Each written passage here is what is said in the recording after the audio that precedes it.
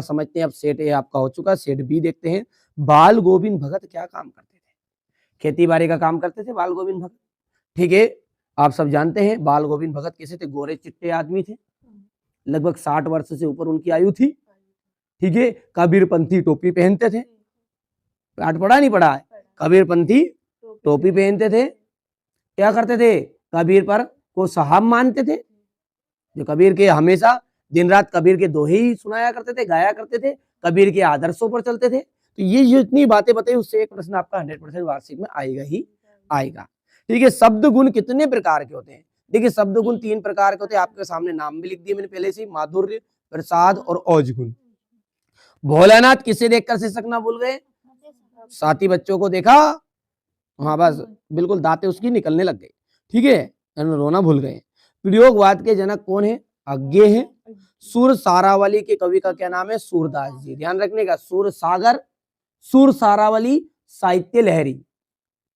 ध्यान रखेगा, सुर सागर, सुर सारावली और साहित्य लहरी। आपके बुक में सूरदास जी का कौन सा पाठ का नाम है? तो सुर के पद, याद रखेगा, है ना। और सूरदास के भ्रमर गीत से ये लिए गए हैं जो पाठ का में है। उसमें चौपाई में कितनी मात्राएं होती है? चौपाई में ध्यान दीजिए, यहाँ पर लिखी हुई है, चौपाई में 16 मात्राएं होती है। कितनी?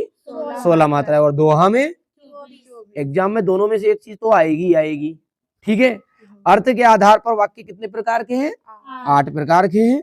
सांप को देखते ही कौन गिरते पड़ते चिल्लाते भाग गए? बच्चे। बिल्कुल, सांप पूछे मत, अब क्या क्या स्थिति आप देख लो, सांप आ जाए बच्चों के सामने भागते फिरे। ठीक है, तुलसीदास, तुलसीदास कौन सी शाखा के श्रेष्ठ कवि है? तुलसीदास राम भक्ति शाखा के श्रेष्ठ कवि है। महाकाव्य में जीवन का क्या होता है? संपूर्ण चित्रण होता है। छंद कितने प्रकार के होते हैं? मतलब छंद 2 प्रकार के होते हैं, मात्रिक और वार्णिक। ठीक है, और मात्रिक छंद में होता है सममात्रिक और विषम मात्रिक। ठीक है, अर्ध सममात्रिक भी होता है ना। तो यहाँ पर अपने पास अर्ध सममात्रिक में आ जाएगा दोहा और सममात्रिक में हो जाएगा आपका चौपाई। ध्यान रखिएगा, इतनी सी बात है ना। बाल गोविंद भगत का जो बेटा था सुस्त तथा बोधा था, ढीला ढस था, कुछ काम नहीं करता था, है ना। आगे बढ़ते हैं, आपको उनको चीजों को करके जानी है।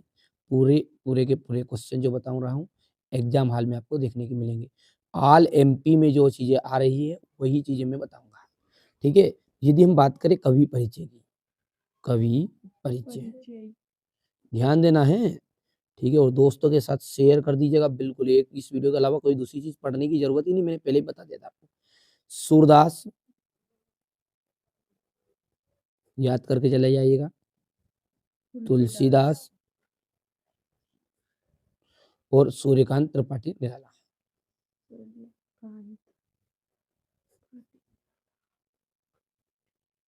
त्रिपाठी निराला। ठीक है, सूर्यकांत त्रिपाठी निराला, ये 3 आपको कवि परिचय करने हैं। 100% श्योर ऑल एमपी में इन्हीं में से आ रहा है। ठीक है, दूसरा जो है आपका लेखक परिचय पर, ये 2 तो ऊपर के करके ही जाने हैं ना, इन दोनों में भी काम हो जाएगा आपका। ठीक है बच्चा, अब लेखक परिचय की अपन बात करें। लेखक परिचय, लेखक परिचय के अंतर्गत आपको राम वृक्ष बेनीपुरी का करना है। राम वृक्ष बेनीपुरी, ये करिएगा आप, राम वृक्ष बेनीपुरी का। और दूसरा आपको यशपाल का करना है और मन्नू भंडारी, बस 3 करने हैं। और इनका मैंने प्रॉपर वीडियो पहले से बना दिया है, चैनल पर जाइएगा, डिस्क्रिप्शन में लिंक डाल दूंगा, सारी चीज़ें मिल जाएगी। जिन बच्चों को नहीं भी मिल रहा है तो आप एक बार कॉल कर दीजिएगा नंबर पर, हाँ आपको सारी चीज़ों में ऐड भी कर लूँगा। चलिए, अब रही बात अवकाश की। निबंध की सबसे बड़ी समस्या रहती है बच्चों के साथ, निबंध कौन सा करना है। ठीक है, जीवन में खेलों का महत्व, क्या करना है आपको? खेलों का, बस एक निबंध बहुत है अभी का, खेलों का महत्व, यही करना है। 100% श्योर ये आ रहा है। अगली बात करें अपन अवकाश की। ठीक है, अवकाश, अवकाश और पत्र 2 चीज आती है आपको उसमें। तो अवकाश में आपको एक तो लाउड स्पीकर की करनी है। किसकी करोगे? Loud speaker.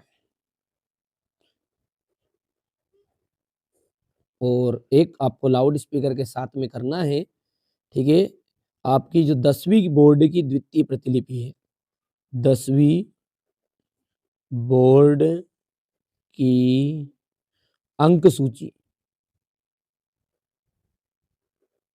अंक सूची की द्वितीय प्रतिलिपि, अंक सूची की द्वितीय प्रतिलिपि करना है, ठीक है। इतनी चीजें क्लियर हैं। और इसके बाद में अपन बात करें, पत्र में आपका अवकाश तय हो गया, और पत्र जो रहेगा, पत्र के अंतर्गत केवल और केवल आपने बड़े भाई में, जो बड़े भाई को है ना, बड़े भाई के विवाह में सम्मिलित होने के लिए पत्र बताना है ना। बड़े भाई के विवाह का पत्र करना है ना, जो विवाह से संबंधित एक पत्र रहता ना, उसको करना है। बस इसके अलावा अलग से कुछ पढ़ने की जरूरत नहीं। बाकी ये अवकाश ऊपर की कर लोगे, दोनों इसमें काम हो जाएगा। पर ये दोनों चीजें कर लोगे तो ये नीचे वाला आपका वार्षिक के लिए भी इम्पोर्टेंट है। जो चीजें बता रहा हूँ बिल्कुल सटीक बता रहा हूँ। मेरी जवाबदारी है आपको, ये ना 75 नंबर का पेपर रहेगा, मैं जो बता रहा हूँ उसको कर लोगे, केवल इसको कर लोगे, जिसमें ही 60 नंबर आपके कवर करवा दूंगा, ठीक है। चलिए, पत्र के बाद में अपन बात करें अलंकार में। अलंकार में आपको पढ़ के जाना है। अलंकार में आपको पुनरोक्ति और अन्योक्ति अलंकार पढ़ना है। क्या करोगे? एक तो पुनरोक्ति अलंकार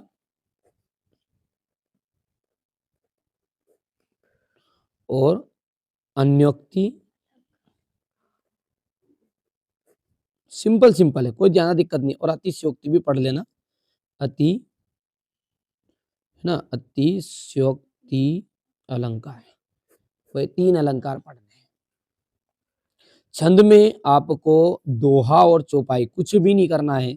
दोहा छंद की परिभाषा पढ़नी है और चौपाई की परिभाषा उदाहरण सहित पढ़नी है। दोहा और चौपाई ये तो 100% आ ही रहा है, ठीक है। सेट ए में आपको दोहा मिल जाएगा, बी में चौपाई मिल जाएगा, क्योंकि 2 तरह के प्रश्न पत्र आने के चांस है। जो गुप्त रूप से सूचना, उसके अनुसार मैं बता रहा हूँ आपको। अंतर में आपको बस यहां से आप देखेंगे तो महाकाव्य, ठीक है। तो यहाँ पर देखिए महाकाव्य और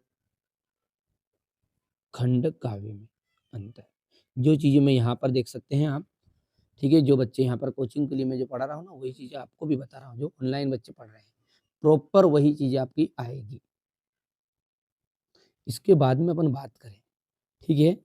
तो आपको महाकाव्य खंड काव्य हो गया है ना। अंतर में आपको कहानी और उपन्यास में अंतर करना है। कहानी एवं उपन्यास में अंतर, ठीक है, में अंतर करना है। नाटक एकांकी में अंतर करना है, ठीक है। संधि समास में अंतर कर देना है। संधि और समास में अंतर करना है। लोकोक्ति और मुहावरा, है ना। और ये नहीं करो तो आप ये तो जरूर करके जाइएगा, ठीक है। आप कहोगे नाटक और एकांकी संधि और समास में हो गया, लोकोक्ति और मुहावरे में अंतर। वैसे 3 अंतर आप कर लोगे। पाठ्यमुक्तक और गेय मुक्तक में अंतर करना है। इसमें पाठ्यमुक्तक और गेय गेय मुक्तक में अंतर करना है, ठीक है। प्रॉपर बता रहा हूं मैं, तो ये चीजें कर लो जिसमें आपका बिल्कुल 60 नंबर पक्के हैं। एक चीज आएगी आपकी रस से संबंधित, रस की परिभाषा करके जाइएगा और रस के स्थायी भाव। बस 10 को नाम, 10 रसों के नाम कर लेना और स्थायी भाव कर लेना, बस काम हो गया। इसमें बस ज्यादा चीज करने की जरूरत नहीं, ठीक है।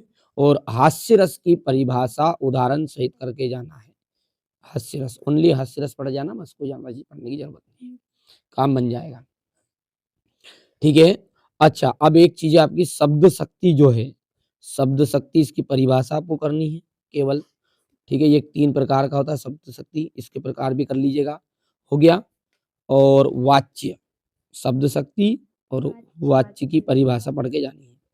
इतनी चीजें क्लियर है। ये तो हो गई आपकी व्याकरण से संबंधित पूरी प्रॉपर चीज मैंने यहाँ पर बता दी। अब अपन बात करते हैं क्वेश्चन आंसरों की, कौन कौन से आ रहे हैं 100%। इसके बाद में आपको केवल और केवल रीतिकाल, रीतिकाल की विशेषता करनी है और आपको करनी है प्रगतिवाद और नई कविता, इसकी विशेषताएं करके जानी है। ठीक है, 3 चीजें ये, बाकी चीजें आते जाता है तो याद होती है बच्चों को, है ना।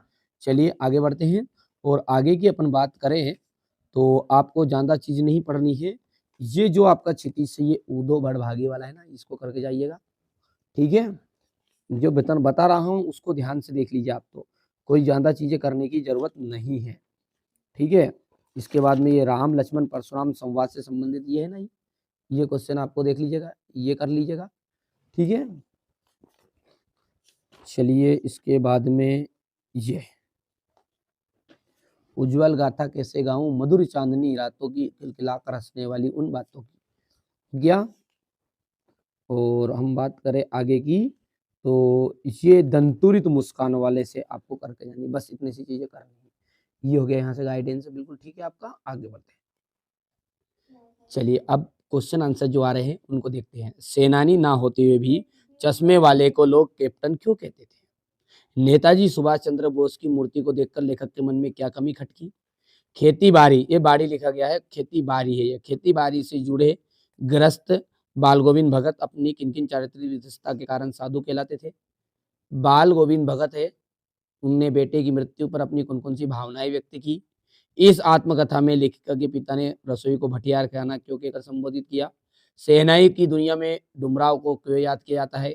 बिस्मिल्लाह खान या बिस्मिल्लाह खां को शहनाई की मंगल ध्वनि, ये यहाँ पर ध्वनि है, ठीक है, मिसप्रिंट हो गया है, ध्वनि का नायक क्यों कहते हैं? आप प्रश्न समझिए, मैंने जल्दी जल्दी में ये, ठीक है, टाइप किया था तो बोल बोल कर टाइप किया जल्दी जल्दी तो गलती हो गई है ना। बिस्मिल्लाह खां को शहनाई की मंगल ध्वनि, ध्वनि का नायक क्यों कहा जाता है?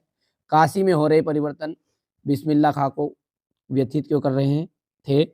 और कौन कौन से परिवर्तन थे जो व्यथित कर रहे थे? और मर्यादा ना लही के माध्यम से कविता कवि मर्यादा ये कौन सी मर्यादा ना रहने की बात कही जा रही है?